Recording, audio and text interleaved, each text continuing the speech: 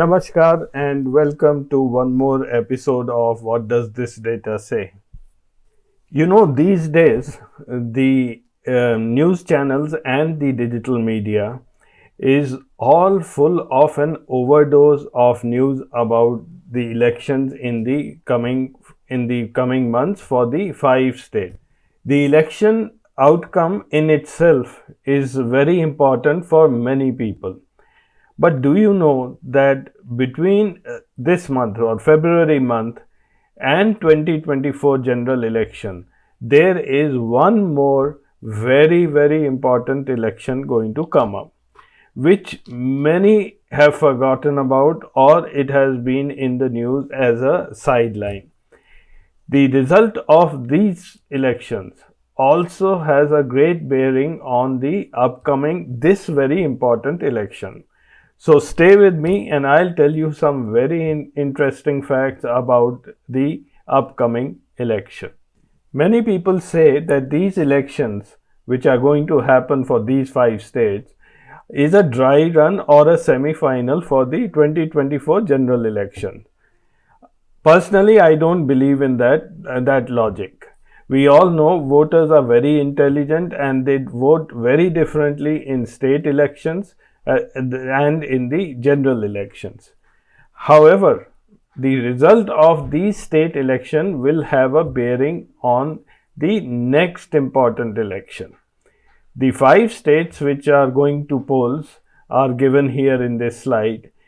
Out of the 4,120 assembly seats in the country, the election is going to happen at 690 assembly seats, which is equivalent to a Lok Sabha equivalent of 102 seats out of 543. So 16.5 or 16.7% voters are going to choose their state representatives in the upcoming election. Now, before the next general election in 2024, there are many states who are going to go to poll, but all of them are in 2023. We have Gujarat, Meghalaya, Nagaland, Tripura, and most important, Karnataka. You all know the results of Gujarat and Karnataka, how close they were in the last election. So these states which are going to come to polls next year will also be influenced by the result of the current 5 assembly election results. I think you must have by now guessed which election I am talking about. It is the election of the President of India and the Vice President of India. The President's election will come up in the month of July and will be followed by the Vice Presidential election in August. So today I am going to talk about the presidential election and how the outcome of the polls in the current 5 states is going to affect the presidential election. There has been some news saying that if BJP doesn't win in Uttar Pradesh, then they will lose the presidential election. I will get into all such details. So you stay with me because very interesting results are going to come out of my analysis. Firstly, I will talk very briefly about the process of electing our president. For those of you who know about this election process, please bear with me for a minute. This section is mostly for people who are unaware how our president is elected. Our president is elected by an electoral college. This consists of all the MPs of Lok Sabha and Rajya Sabha who are elected, not nominated, and all the members of the Legislative Assemblies of the states. Each member of the Electoral College has a value attached with his or her vote. The value of the MP vote is a constant number, whereas the value of a MLA vote depends on which state he comes from and is based on the concept of proportional representation, which means it depends on the population of his or her state. The baseline for population for this purpose is according to the census of 1971. As an example, how the value of a MLA vote is computed, I'll show you this through the example of Andhra Pradesh Assembly, which has 175 members. The population in 1971 was 2.78 crores. We divide this by 1000 and then we divide it by the number of assembly seats, which is 175, and we take the nearest integer, which is 159. So the value of the vote of a Andhra Pradesh Assembly MLA is 159. On similar lines, if you calculate the value of vote for a Uttar Pradesh MLA, the population of UP in 1971 was 8.38 crores and it has 403 assembly seats. Calculating the same, the value of a UP MLA comes out to be 208. Since the number of MLAs are far greater in UP than in Andhra, the overall total value of UP is almost 2.5 times that of Andhra Pradesh. This further means that the states which have a higher population will have a greater say in the election of our president. And this is why UP becomes so important. It has the highest vote share in the country in the Electoral College. Once we calculate the value of the vote for all the assemblies, the total number of seats come out to be 4,120 with a total value for the state share as 5,49,495. This figure I will be using further. So now let us calculate the value of the Electoral College vote of a member of parliament. There are total of 776 MPs. Lok Sabha has 543 members and Rajya Sabha has 233. We just now calculated the value of the assembly votes, which was 5,49,495. We divide this number by 776 and we get a number 708. If we multiply 776 by 708, we get 5,49,408. There is a little bit of difference between the two values, that is of the state and the MP. That is because of a rounding off process. So finally, we get the total vote value for the presidential election. States contribute 5,49,495 and the parliament MPs contribute 5,49,408, which totals to 10,98,903. So that concludes my introduction to the process of electing a president. And now I will present you some basic arithmetic about this issue. Now, what is this arithmetic?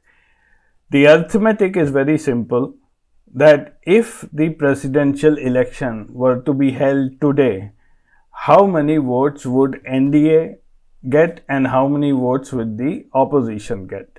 So first let's start with the Lok Sabha. In Lok Sabha, the NDA has a total of 379 seats according to my calculation. BJP is the biggest party with 301 seats.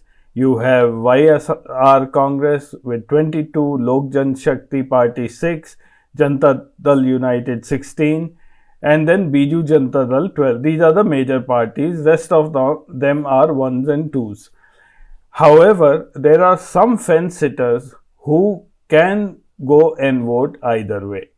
One is the independents. There are two more parties. One is the Bahujan Samaj Party and then the Biju Janata Dal. Together they have 22 seats in the Lok Sabha. Now these two parties may jump the ship if they find the mood of the nation is otherwise. So I have put them in a doubtful category. But anyway, for this calculation, 379 seats to the NDA, which contribute a total of 2,68,332 votes. Next, we look at the non-NDA seats in the Lok Sabha, which is the opposition. This group is led by Congress with 53 seats.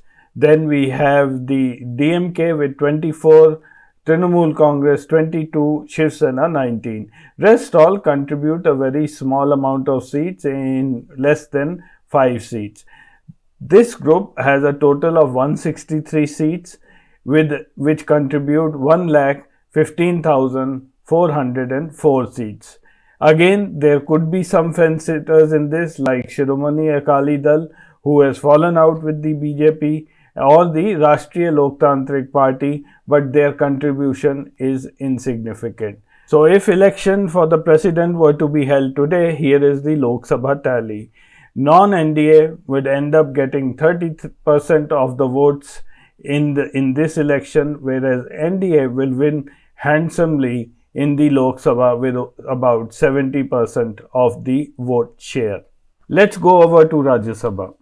In the Rajya Sabha, BJP leads with 88 seats, followed by Biju Janata Dal 9 and then by YSR Congress Party 6. The total number of seats with the NDA is 125. This is equal to a vote share of 88,500 votes. In Rajya Sabha as well, there could be some last minute crossovers, which I have marked in light blue. The biggest concern for NDA would be Bahujan Samaj Party. The non-NDA votes in Rajya Sabha is a straight century. 100 seats are with them, led by Congress 34 and then by DMK 10. Rest all are again small parties. Yeah, I forgot. Trinamool Congress has 13 seats. So this accounts for a vote of 70,800. So now we have the parliament tally of the electoral votes. We add Rajya Sabha and then we see that NDA still leads with 66% of the seats, non-NDA 34%, a little better, but still way behind NDA. This table is not going to change till the presidential election because the parliament is not going to change. There may be one or two by-elections here and there or a few crossovers. However, the basic structure, the basic numbers is going to remain more or less the same. We now come to the states. These are states where NDA and its allies are in power. These are total 17 in number. From Assam, Arunachal Pradesh, Bihar, Gujarat, right up to Uttar Pradesh. Uttar Pradesh, you can see, is the largest with 403 seats, out of which 315 are with the NDA and BJP. In these NDA states, the total number of seats is 2041, out of which NDA has 1335, which is a 65% share. Still, 35% seats are with the opposition. That point should be noted. We now look at the non-NDA states and the allies in power. They are in power in 13 states and the total number of seats in these states is 1995. The opposition has 1239 seats, which is around 62%.